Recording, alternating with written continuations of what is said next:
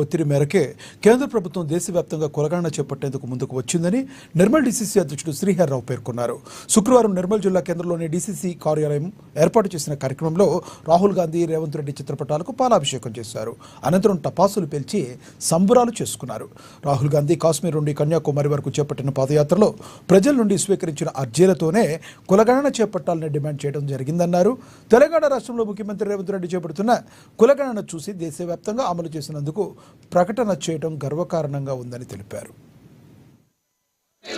సోనియా గాంధీ గారి నాయకత్వం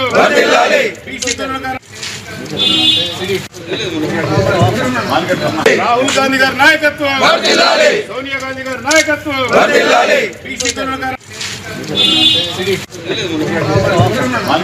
రాహుల్ గాంధీ గారి నాయకత్వం సోనియా గాంధీ గారి నాయకత్వం.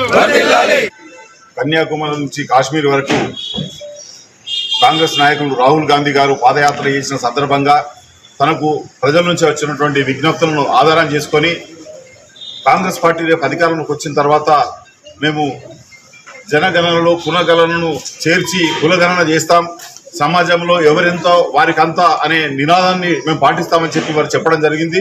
మరి ఎన్నికల తర్వాత రాష్ట్రంలో అధికారంలోకి వచ్చినటువంటి కాంగ్రెస్ పార్టీ తెలంగాణలో కులగణన చేసి మరి 42% బీసీలకు రిజర్వేషన్ను పార్టీ పరంగా ప్రకటించడమే కాకుండా ప్రభుత్వ పరంగా శాసనసభలో తీర్మానం చేయించి గవర్నర్ ద్వారా మరి కేంద్ర ప్రభుత్వానికి పంపించడం జరిగిన విషయాన్ని సందర్భంగా నేను మనవి చేస్తా ఉన్నాను. ఏదైతే దేశవ్యాప్తంగా మరి అధికారంలోకి వచ్చి ఉంటే కనుక దేశవ్యాప్తంగా జరిగి ఉండేది. మరి పరిణామాలు అందరికీ తెలుసు.